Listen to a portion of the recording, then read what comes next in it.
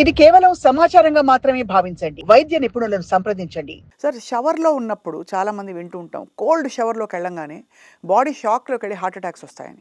ఇది ఇంపార్టెంట్ అండి. ఎందుకంటే కోల్డ్, ఎక్స్‌ట్రీమ్ కోల్డ్, మనం హాట్ వాటర్ లేకుండా చల్లగా, మరీ చల్లగా కోల్డ్ వాటర్లో స్నానం చేసేటప్పుడు ఏమవుతుందంటే రక్తనాళం మొత్తం చిన్నదైపోతుంది. అప్పుడు బీపీ అనేది సడన్గా పెరుగుతుంది, హార్ట్ రేట్ పెరుగుతుంది, గుండెకి పోయే రక్తనాళం సైజ్ అనేది తగ్గిపోతుంది.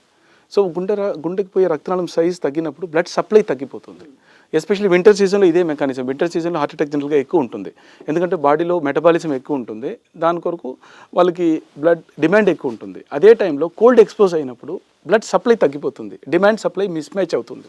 సో ఇలా ఉండే రక్తనాళం ఇలా అయిపోయింది అనుకోండి, బ్లడ్ పోయేది 80% సడన్గా తగ్గిపోతుంది. ఎప్పుడైనా కానీ సడన్గా 80% బ్లడ్ అలా తగ్గినప్పుడు హార్ట్ అనేది ఫాస్ట్గా కొట్టుకోవడం జరుగుతుంది. అరిథ్మియా అంటాం.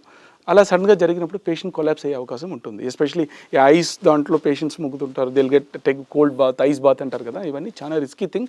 Especially people who have block, అదే smokers, diabetics, high cholesterol and high sugar ఉండేవాళ్ళు, హై బీపీ ఉండేవాళ్ళు, they should not experiment all these things. Especially people above 50, అది they are more prone for these things. ఇప్పుడు వాతావరణం మారుతుంది sir, cold wave వచ్చింది. దీనికి కూడా హార్ట్ హెల్త్తో ఏమైనా సంబంధం ఉందా? అవును, అదే కోల్డ్ వేవ్ వచ్చినప్పుడు జనరల్గా వింటర్ సీజన్లో వచ్చే మార్పు ఏంటంటే, వింటర్ సీజన్లో బాడీని హీట్గా పెట్టుకోవడానికి బాడీకి మెటబాలిజం ఎక్కువ ఉంటుంది. So body needs more oxygen, blood supply ఎక్కువ కావాలి, డిమాండ్ అనేది ఎక్కువ ఉన్నది. అదే టైంలో కోల్డ్కి ఎక్స్పోజ్ అయినప్పుడు బ్లడ్ వెజల్ సైజ్ తగ్గిపోతుంది, బ్లడ్ వెజల్ కన్స్ట్రిక్ట్ అవుతుంది, బీపీ పెరుగుతుంది. బీపీ పెరిగేటప్పుడు అండ్ ఆటోమేటిక్గా డిమాండ్ పెరుగుతుంది, బ్లడ్ సప్లై తగ్గుతుంది. ఇది మిస్ మ్యాచ్ జరుగుతుంది. ఇది ఒకటి. రెండోది, ఓవరాల్గా ఈ నవంబర్, డిసెంబర్, జనవరి ఈ పీక్ వింటర్ సీజన్లో జనాలు ఏం చేస్తారు, జనరల్గా they try to restrict, physical activity తగ్గిపోతుంది ఒకటి. రెండోది, బాగా బజ్జీలు బొండాలు తింటాం కదా, వెన్ ద కోల్డ్ వెదర్ వచ్చినప్పుడు you want eat something, fried items ఇవన్నీ తినాలని అనిపిస్తుంది. సో తినేది ఎక్కువైపోయింది అండ్ ఎక్స్పెండిచర్ తగ్గిపోయింది. అవును. అండ్ స్మోకింగ్ ఎక్కువ అవుతుంది, డ్రింకింగ్ ఎక్కువ ఉంటుంది వింటర్ సీజన్లో ఓవరాల్. అండ్ సో ఓవరాల్గా మనం ఫుడ్ ఐటమ్స్ కూడా హెల్తీ ఫుడ్ తినము, ఎక్కువ ఆయిలీ ఐటమ్స్, ఫ్రైడ్ ఐటమ్స్ ఎక్కువ తినడం.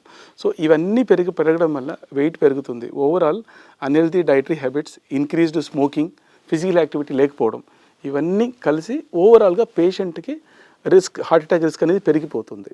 ఈ టైంలో పేషెంట్కి ఒక సీజనల్ ఫ్లూ, ఒక ఇన్ఫెక్షన్, మైల్డ్ ఇన్ఫెక్షన్ వచ్చింది అనుకోండి, బాడీలో ఇన్ఫ్లమేషన్ అనేది పెరుగుతుంది. Any inflammation in the body పేషెంట్కి 20% బ్లాక్ ఉన్న రప్చర్ అయ్యి 100% అయ్యే అవకాశం ఉంటుంది. సో ఎనీ ఫ్లూ ఇన్ఫెక్షన్ ఏదైనా కానీ, ఫిజికల్ స్ట్రెస్, మరీ చలి ఎక్కువ ఉంది, అన్యూజువల్గా ఎక్సర్సైజ్ ఆ రోజు చేస్తున్నాం అనుకోండి, that also can precipitate heart attack.